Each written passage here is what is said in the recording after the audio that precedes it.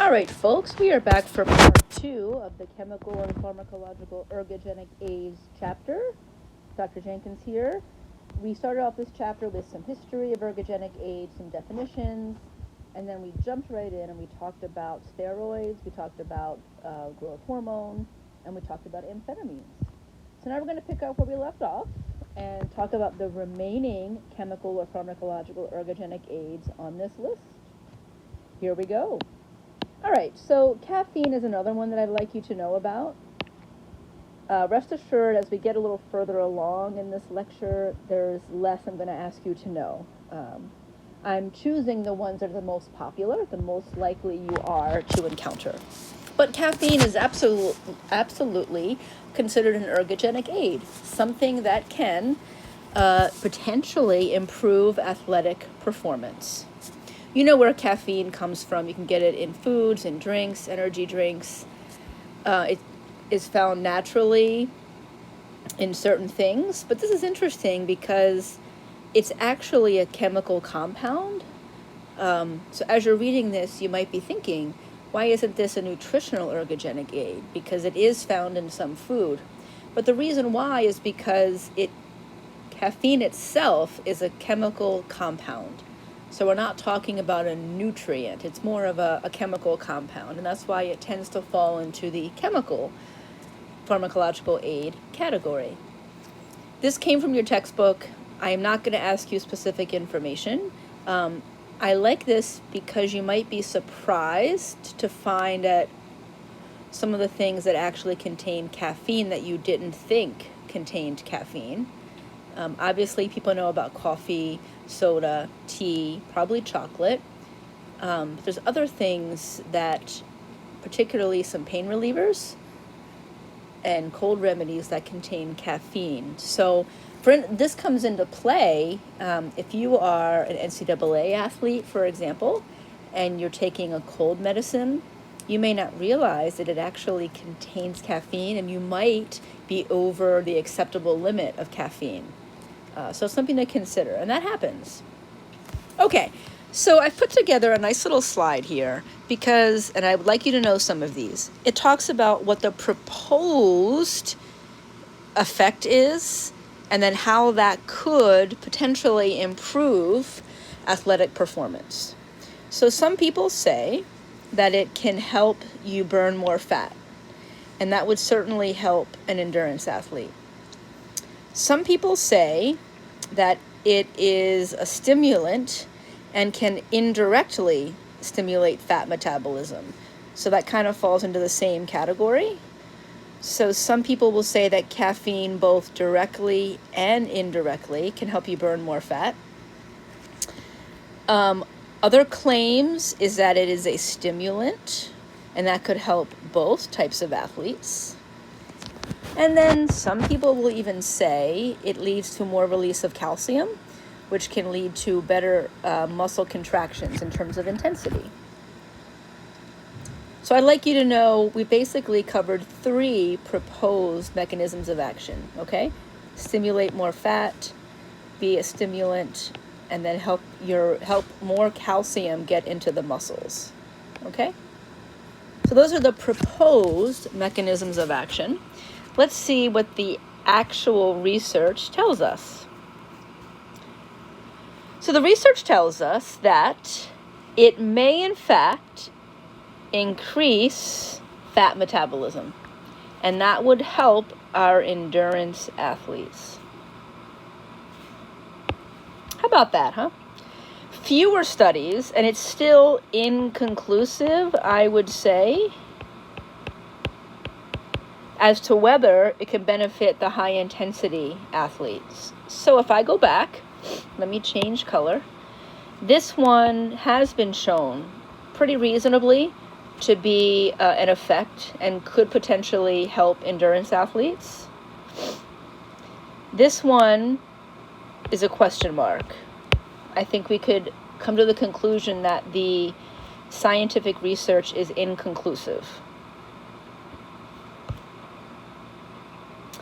So the Jake and Droop text goes through and talks about some of these studies. So here's a bar graph from one of those studies that shows at certain dosages of caffeine that people are able to exercise for longer.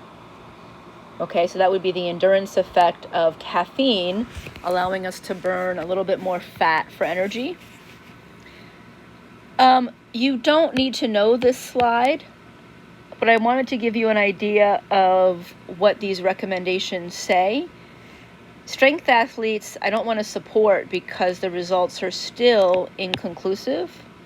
But if we look at endurance athletes, which does have a little bit more scientific basis, the recommendation for how much caffeine you would need to actually get that ergogenic effect of burning more fat is about 3 milligrams of caffeine per kilogram of body weight. You don't have to know this number, but I'm just pointing it out. So a 150-pound person would need about 204 milligrams, and that would be the amount of caffeine in a 16-ounce coffee. Again, I'm not going to ask you to memorize that number. I'm just giving you some practical applications. If I go back for a second, the idea that it's a stimulant, I don't know that it's been shown to help performance. I know that people sometimes drink caffeine to stay up if you're studying, like I talked about with amphetamines. So I would additionally call that one inconclusive. So people are surprised by this sometimes. I think people have the idea that caffeine can help everybody, no matter what type of athlete you are. And while we may find that to be true if we keep doing more research, right now it only seems to have a pretty small effect on endurance performance because it may help us to burn more fat. There are some endurance athletes out there. I can think of some well-known marathon runners who have a cup of coffee pretty close to race time for this reason. But I think it's also very individual based, okay? All right, I want to point out something. Many people will say, well, caffeine is a diuretic. A diuretic means something that makes you pee more. We actually talked about anti-diuretic hormones. An anti-diuretic does the opposite. Instead of making you pee more, an anti-diuretic tells you to retain more water and pee out less. Versus a diuretic makes you pee more and retain less. People will tell you anecdotally that when you drink caffeine, it makes you pee more. And that could actually be a detriment to athletic performance, because if you're losing all that fluid, that's less fluid you're retaining that could be used to maintain proper blood flow to muscles, to be able to thermoregulate, to have that fluid in the blood to be able to send to the skin, right? But I will tell you, scientific studies haven't yet conclusively found that caffeine is a diuretic. So it's interesting. I'd like you to know what I'm talking about here, that it is claimed that caffeine is a diuretic and makes you pee more. However, the scientific research has not found this to be the case conclusively. But I do think in working with athletes and talking with athletes, it is absolutely an anecdotal phenomenon. So I think for some people this is true. So if this is true for you, you would want to make sure that you up your fluid intake. Okay? All right. You can read about the safety. I'm not going to ask you any of these, but there are some side effects. I don't think any are terrible, but they certainly could, particularly it could lead to an increase in energy, but then a crash, which I think some people experience. Is it legal? So what I would like you to know, legal in some, actually, let me rephrase that. Legal up to a certain dosage. So athletes need to know this, particularly for the NCAA. You can see about 500 milligrams. Okay, let me go back to see what my example was, 500 milligrams. So in this particular example, that person would be okay. I think it's something that people don't necessarily think of as being an ergogenic aid. So they might just drink whatever they want, take whatever cold medication they want. But if you're an NCAA athlete, for example, it is your responsibility to know what's on that banned list and what the limits are. So if someone has caffeine in their drinks, plus they're taking a cold medication, they could exceed that. And then they could be prone to whatever consequences go along with that. So you don't have to know these specific numbers, but in many sporting institutions, caffeine is legal up to a certain amount. Okay, energy drinks. Let's talk about this briefly. Okay. The proposed benefit of energy drinks would be to be a stimulant. What I will tell you, though, is that they also contain caffeine. Even if they say caffeine-free, it contains some sort of caffeine-like chemical. Oftentimes, they'll throw in some branched-chain amino acids. Do they work in terms of being an ergogenic aid for performance? No. No.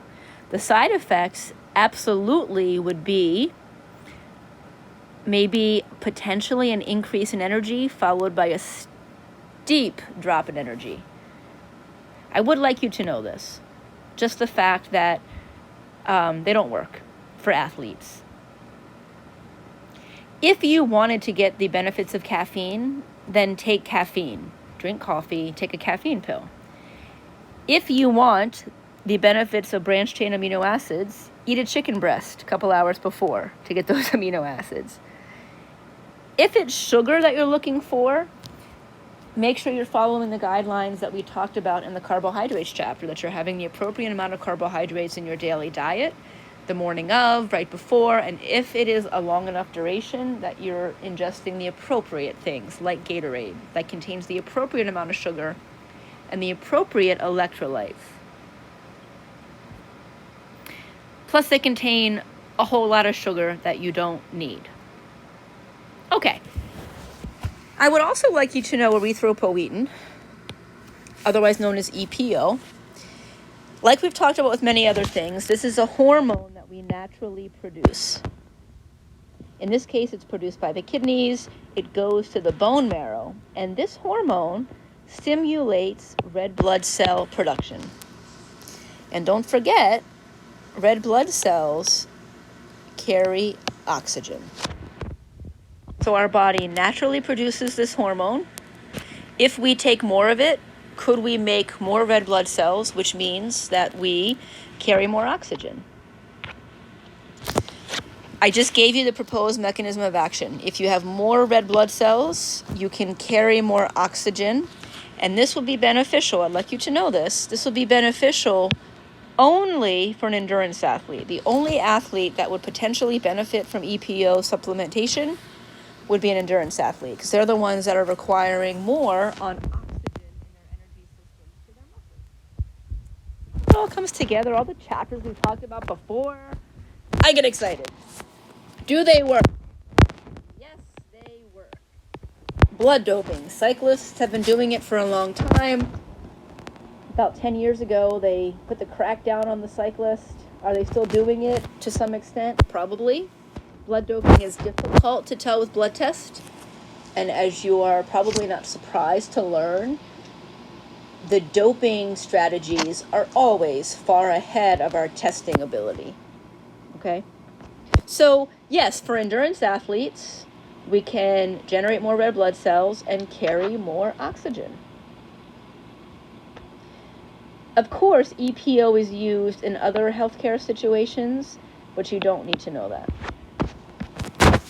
What is the safety? Well, there are some serious safety concerns. However, if taken properly, we think that it's reasonably safe. Doesn't mean that I support it necessarily. I'm just telling you the details about its safety. The risk is that you're going to have too many red blood cells, and that's going to increase the viscosity. In other words, instead of your blood being mostly water, your blood, under normal circumstances, is about 55% water. Instead, when we take EPO and we produce more red blood cells, the blood becomes thicker. You simply have more red blood cells than usual. So think of it being a little bit more like molasses or syrup. Can you imagine the difficulties it could create if now your heart has to pump out maple syrup, much thicker? You can read about the rest. There's, of course, contamination and infection. This is not legal. I could talk a lot about this since I'm a little bit more interested and a fan of cycling. Cyclists have really run the gamut with this. They started off with just taking EPO by itself to stimulate more red blood cells. But then they thought, well, I can do even better than that. Then they would do blood transfusions. So months before the Tour de France, they would have a pint of their own blood taken out. And then they would store that blood in a special freezer. And then a week before the Tour de France, they would reinfuse their own blood back into their body as a way to reinfuse more red blood cells. But then they got caught, and then they started doing something called microdosing, where instead of taking larger volumes of EPO injection, they would start to take really small doses every day, so that on its own it wouldn't be able to be found out because it's such a small amount each day through a blood test, but the chronic effects would build up.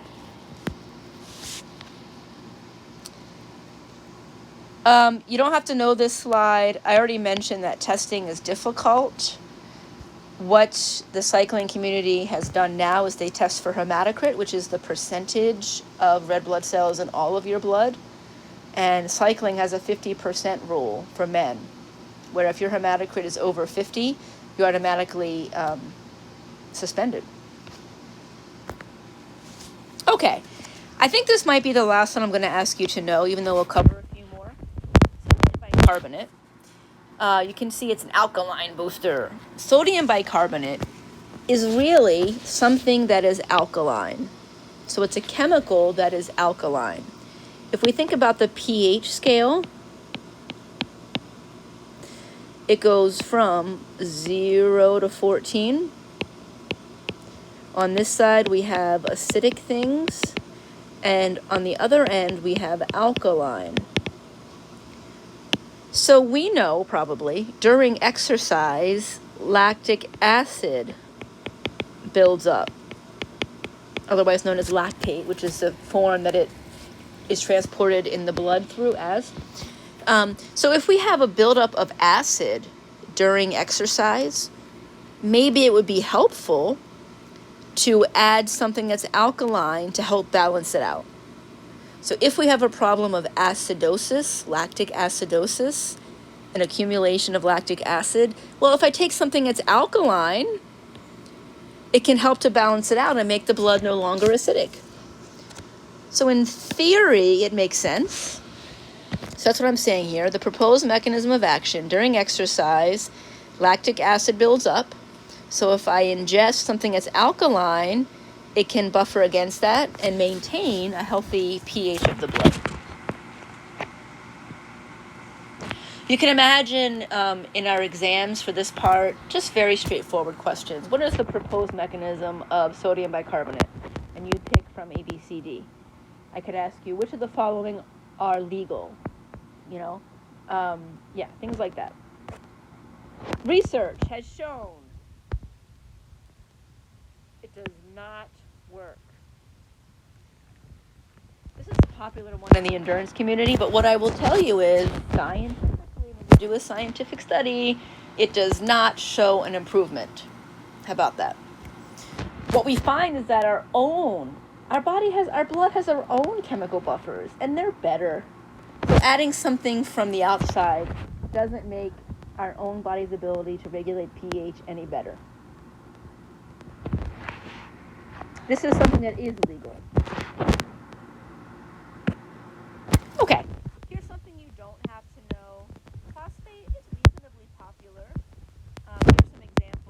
propose. Okay, again, I'm not going to ask you this. You can read about the proposed mechanism of action, gives structure to bone, gives you more energy in that first energy system for the first 10 to 15 seconds of exercise. Could help you form more B vitamins and therefore metabolize more nutrients for energy. How could this help athletes? Well, it could help both short-term and long-term athletes. Research mixed. Again, I'm not going to ask you this. So I would say it's inconclusive. But this is not one that I don't think is huge, that has gained huge traction. But like I said, the safety, you have to really be concerned about the fact that there's no regulation over their production. You don't need to know about this one either. Phosphatidylserine. How about that? Phosphatidylserine, PS. I told you, whatever avenue they can come at to try and sell you something, they're going to do it. You may have heard of Body Quick or Body Quicken. It is actually something that gives structure to our cell membrane. How could that help an athlete? They say, again, not going to be on the test, they say by having more receptors in that cell membrane, more things can bind to it and have their effect.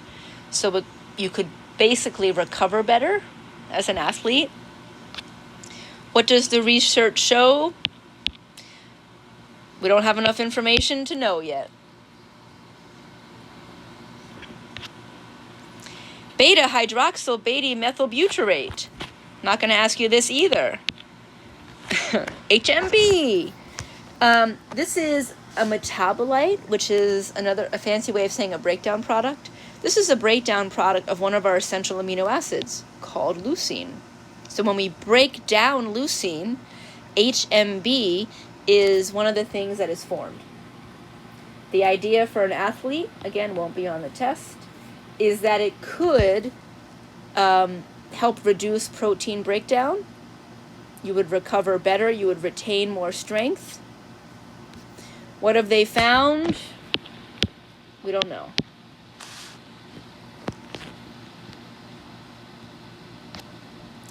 Insulin. I'm not going to ask you about this either. You have enough to know. How could insulin? Insulin's a hormone. We know it's released when blood sugar is really high. How could this help an athlete? Well, the idea is by having proper insulin action, you can best regulate blood sugar. And when you best regulate blood sugar, you are less likely to break down protein for energy. When you break down less protein for energy, you've got more protein available for the skeletal muscles. What does the research says? Some studies have supported it. I would consider it to be inconclusive, not great effects. This is something I would worry about the safety more with. But again, not going to be on the test. Now, I do want to ask you about this last one. And it's one that I've added because it's become more popular of late. You've probably heard of lactate. I've been talking about it. When you exercise, particularly at that high intensity, when you get to the end of your ability to maintain that high intensity, you begin to produce a lot of lactate. Lactic acid, lactate, for our purposes, we'll say that they're the same thing. Well, lactic acid in smaller amounts, your body's able to clear it because we know that we're always going to produce a little bit of lactic acid. Lactic acid becomes a problem when it accumulates. Most of this accumulates when you're not trained that well, when you are training and building too quickly, trying to do too much too quickly. Lactate's going to naturally build up when you're doing a 400-meter run, which is pretty much high intensity all the way throughout. And at the very end, you're really maxing that. I was actually teaching on campus, and someone came up to me and had a question about lactate as a supplement. And I had never heard of it as a supplement. I've only known about it with the biochemistry. And I thought to myself, well, how could that be a supplement? It's something that we want to get rid of. Well, there's actually a sound rationale. Okay, whether or not it actually helps, athletes we'll get to in a minute. But there's a sound rationale which I had never thought about, and this just goes to the ingenuity of these supplement makers. So, and this is true also, but I'm not going to have you know it. In addition to being a byproduct of anaerobic metabolism, you can actually burn some of that lactate for energy. That's one of the ways that we're able to get rid of the excess lactate building up. But I want to talk about, so let me get rid of this one, because I want to talk about this one.